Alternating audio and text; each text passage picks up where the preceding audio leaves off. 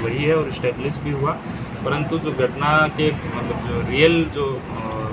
Point आता है वो बाद में आता है, जब हम लोगों के द्वारा इंक्वेस्ट करने के लिए पदाधिकारी को हॉस्पिटल में भेजा गया तो वहाँ पर पाया गया कि कुछ जगह पे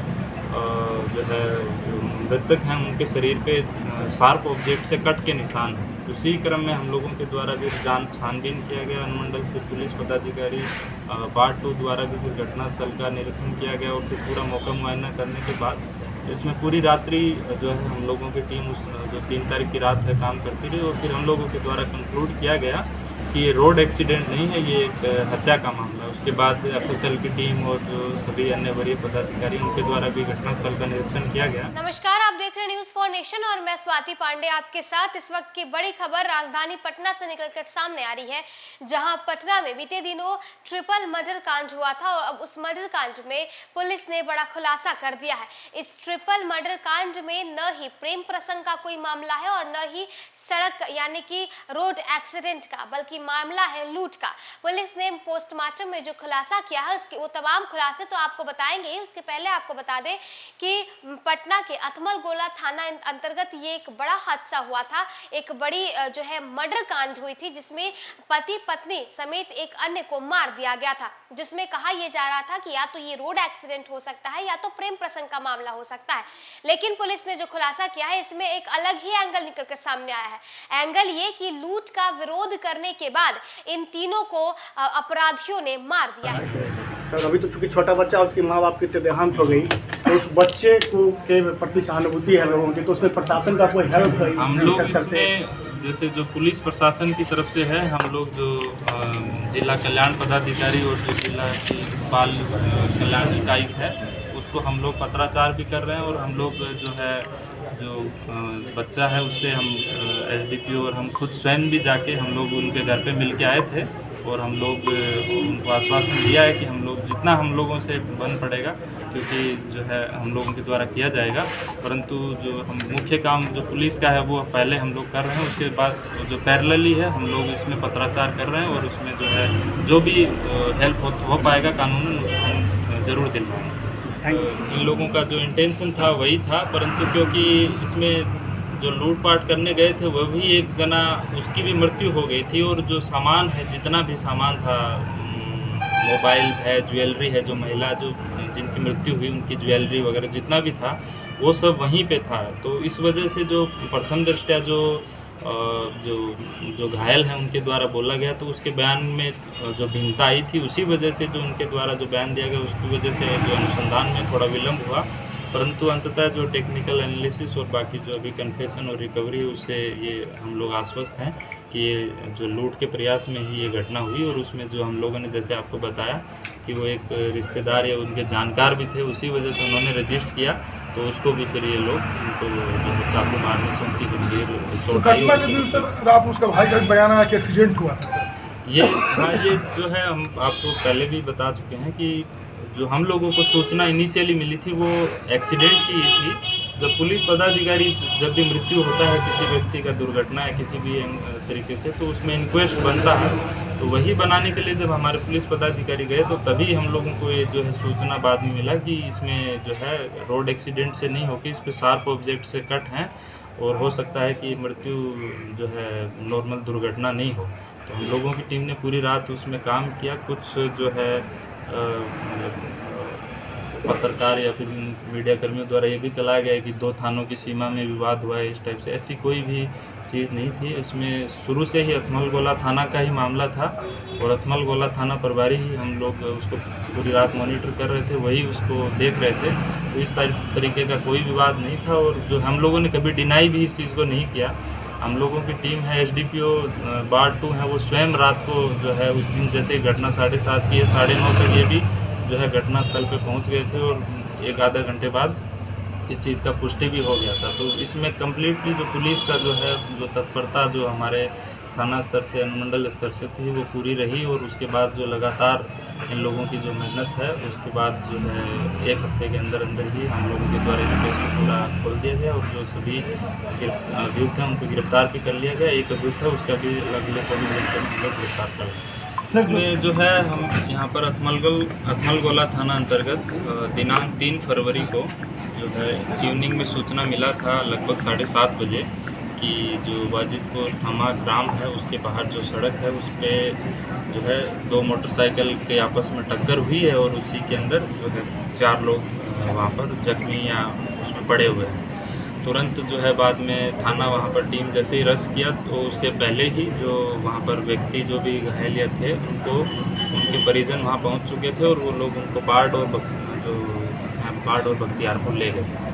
उसी क्रम में बाद में सूचना मिला कि जिनको 2 को बख्तियारपुर लाया गया था, एक उसमें दंपति थे हस्बैंड वाइफ, और हस्बैंड का नाम मनीष और थमाए गांव के रहने वाले थे, और उनकी वाइफ और जो उनका एक छोटा बच्चा था वो लोग अपने ससुराल से आ रहे थे और अपने ग्राम जा रहे थे। उस जो हस्बैंड वाइफ है दोनों का मृत्यु हो गया और जो बच्चा था वो हॉस्पिटल में इलाजरत था। और जो दूसरे जो 2 और व्यक्ति जिनका नाम आया कि उनको इंजरी हुआ है वो बाढ़ अस्पताल गए और वहाँ से PMCH रेफ़र हुआ है। उसी क्रम में जो रास्ते में जो है एक व्यक्ति संजीत कुमार का उसमें मृत्यु हो जाता है और जो दूसरे व्यक्ति हैं उनको फिर बाद में अभी वर्तमान में नवीन जिनका नाम है वो इलाजरत है। ये प्रथम जो सूचना हम लोगों को मिला। उसके बाद जो है थाना जब घटनास्थल पे गया तो उससे पहले ही जो वहाँ से जो है बाइक वगैरह थी उनको जो उनके परिजन वगैरह उन्होंने हटा दिया था। साथ ही जो घटनास्थल का निरीक्षण जो प्रथम दृष्टया किया गया उससे जो यहाँ पर घटनास्थल पे काफ़ी ब्लड वगैरह मिला, तो जिससे माना गया कि यहाँ जो PO है वो वही है और इस्टेब्लिश भी हुआ। परंतु जो घटना के मतलब जो रियल जो पॉइंट आता है वो बाद में आता है। जब जो हम लोगों के द्वारा इंक्वेस्ट करने के लिए पदाधिकारी को हॉस्पिटल में भेजा गया तो वहाँ पर पाया गया कि कुछ जगह पे जो है मृतक हैं उनके शरीर पे शार्प ऑब्जेक्ट से कट के निशान हैं। उसी क्रम में हम लोगों के द्वारा भी छानबीन किया गया। अनुमंडल फिर पुलिस पदाधिकारी पार्ट 2 द्वारा भी फिर घटनास्थल का निरीक्षण किया गया और फिर पूरा मौका मुआयना करने के बाद इसमें पूरी रात्रि जो है हम लोगों की टीम उस जो 3 तारीख की रात है काम करती रही और फिर हम लोगों के द्वारा कंक्लूड किया गया कि ये रोड एक्सीडेंट नहीं है, ये एक हत्या का मामला है। उसके बाद FSL की टीम और जो सभी अन्य वरीय पदाधिकारी उनके द्वारा भी घटनास्थल का निरीक्षण किया गया। उसके बाद जो है हम लोगों के द्वारा जो एक व्यक्ति, क्योंकि इसमें ऑलरेडी वहाँ पर इंजर्ड नवीन थे, उनसे हम लोगों के द्वारा पूछताछ करने का प्रयास किया गया। तो उनके द्वारा पहले बोला गया कि मेरे साथ लूट हो रहा था और उसी क्रम में ये सब हुआ है, परंतु जब हम लोग घटनास्थल जो निरीक्षण है उसके क्रम में हम लोगों के द्वारा उनका मोबाइल रिकवर कर लिया गया। तो प्रथम दृष्टया ये मामला सामने नहीं आया कि उनके साथ लूट हुआ है। फिर उसके बाद लगातार उनसे हम लोग पूछताछ का प्रयास कर रहे थे, परंतु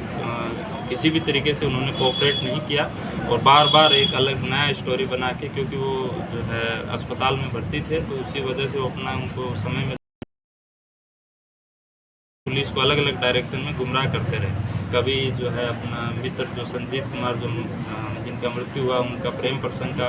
मैटर बता के, कभी किसी और पुराने कांड का हवाला देके और इस तरीके से गुमराह करते रहे। परंतु हमारी जो टीम है SDPO वार्ड 2 और थाना अध्यक्ष अथमल गोला, इनके द्वारा जो सराहनीय काम करते हुए लगातार टेक्निकल जो टीम थी उसके साथ कोऑर्डिनेट करते हुए इन लोगों के द्वारा जो है जो घटना के अंदर अन्य जो व्यक्ति था, एक केनारी नाम के व्यक्ति, उसको फिर जो है टीम के द्वारा कल मॉर्निंग में अरेस्ट किया गया और उसके बाद जो है उनके द्वारा पूरी घटना का जो है जो पर्दाफाश उनके द्वारा बताया गया हम लोगों की कैसे हुआ। उनके द्वारा बताया गया कि ये लोग 3 तारीख को शाम को